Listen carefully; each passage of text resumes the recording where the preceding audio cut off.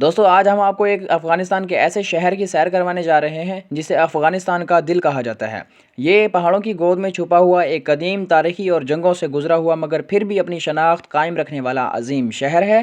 جی ہاں محترم ناظرین، یہ ہے شہر کابل، افغانستان کی روح، اس ملک کا سب سے بڑا اور سب سے گہما گہمی والا شہر جہاں صدیوں سے تہذیبیں آتی رہیں، سلطنتیں بنتی رہیں اور جنگیں بھی ہوتی رہیں، مگر کابل کی مٹی نے ہر دور کو اپنی یادوں میں سمیٹ کر رکھا۔ کابل وہ جگہ ہے جس کی صبحیں پہاڑوں کے درمیان ابھرتے سورج کی روشنی سے ہوتی ہیں اور شامیں بلند عمارتوں اور روایتی بازاروں اور روشنیوں سے جگمگاتے راستوں کے درمیان کھو جاتی ہیں۔ کابل شہر بندوکش پہاڑی سلسلے کے بیچ ایک لمبی تنگ مگر دلکش وادی میں آباد ہے، جہاں سے بہتی ہوئی کابل دریا کی شفاف لہریں اس شہر کو دو حصوں میں تقسیم کرتی ہوئی سینکڑوں سال پرانے اس شہر میں زندگی روانی کا ثبوت پیش کرتی ہیں۔ کابل کی گلیاں آج بھی ماضی کی کہانیاں سناتی ہیں، کہیں بوسیدہ عمارتیں، کہیں صدیوں پرانے بازار، کہیں لکڑی کے دروازے اور کہیں مٹی کی بنی ہوئی دیواریں، مگر ان سب کے بیچ جدید کابل بھی تیزی سے ابھرتا ہوا نظر آتا ہے، جس کی سڑکیں، عمارتیں اور مارکیٹیں اور آبادیاں دن بدن پھیلتی جا رہی ہیں۔ دوستوں کابل کا اصل حسن اس کے اندر چھپی ہوئی تہذیب، اس کی قدامت، اس کی سادگی اور اس کی متنوع تاریخ ہے۔ کہا جاتا ہے کہ کابل کم از کم 3500 سال پرانا شہر ہے۔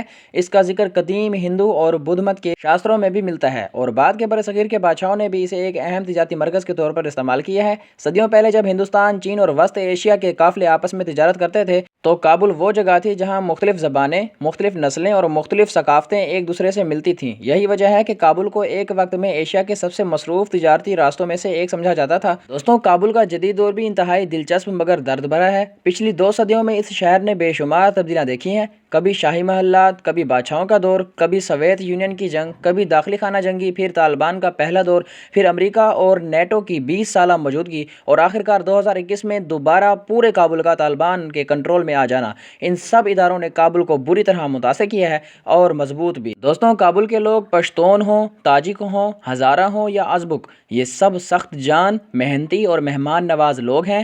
افغانستان کی مہمان نوازی پوری دنیا میں مشہور ہے اور کابل والے آج بھی مہمان کو عزت، چائے اور مسکراہٹ کے ساتھ خوش آمدید کہتے ہیں۔ آج کا کابل ایک ایسا شہر ہے جو اپنی تاریخ کے بوجھ کے ساتھ ساتھ ایک نئے مستقبل کی امید کے لیے بھی کھڑا ہے۔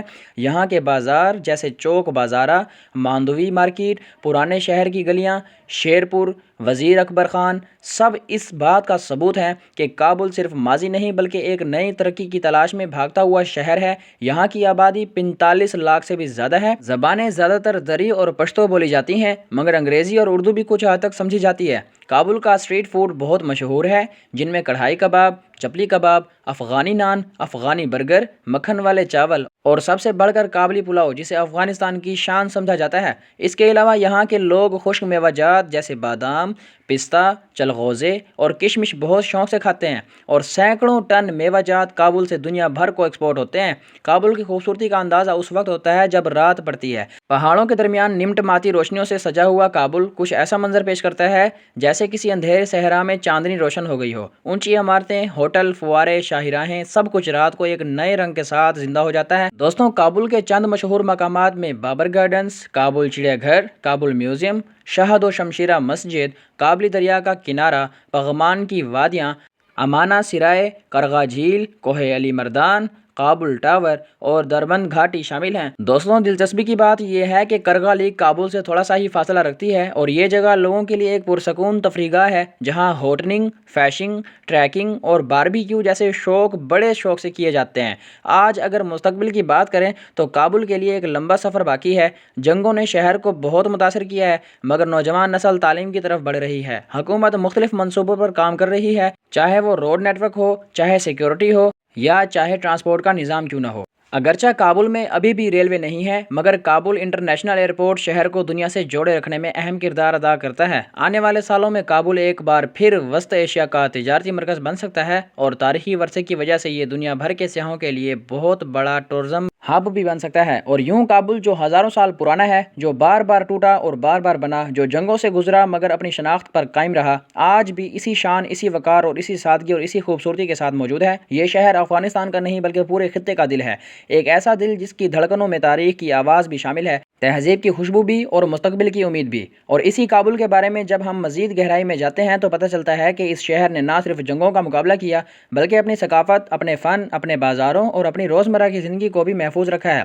काबुल के घरों में आज भी वही लकड़ी के बने हुए फर्नीचर, वही रवायती कालीन, वही दस्तकारी के फ़न पारे मौजूद हैं जिनकी शोहरत पूरी दुनिया में है। यहाँ के हुनरमंद हाथों से बने हुए अफ़गानी कालीन, हाथ से तराशे गए ज्वेलरी बॉक्स, कपड़े, पश्मीना, शालें और नीली पत्थर की मशहूर ज्वेलरी दुनिया के कई मुल्कों में पसंद की जाती है। काबुल के बाज़ारों में जब लोग ख़रीदारी के लिए निकलते हैं तो एक अलग ही रंग दिखाई देता है। कभी शोर शराबा, कभी रेडियो की आवाज़ें, कभी बच्चों की हंसी, कभी घरों से उठती हुई खुशबू, कभी नान बाई की दुकान से ताज़ा रोटी की महक। काबुल सिर्फ इमारतों का शहर नहीं बल्कि एक पूरा एहसास है, एक मुकम्मल सकाफ़त है, एक ऐसी जगह है जहाँ मुश्किल के हालातों के बावजूद मुस्कुराहटें जन्म लेती हैं, रिश्ते मजबूत रहते हैं और लोगों के दिल मेहमानों के लिए हमेशा खुले रहते हैं। दोस्तों, काबुल का मौसम भी इसी तरह दिलचस्प है। सर्दियों में बर्फ़ की सफ़ेद चादर पूरे शहर को ढांप लेती है और गर्मियों में पहाड़ों से ठंडी हवाएं चलती हैं।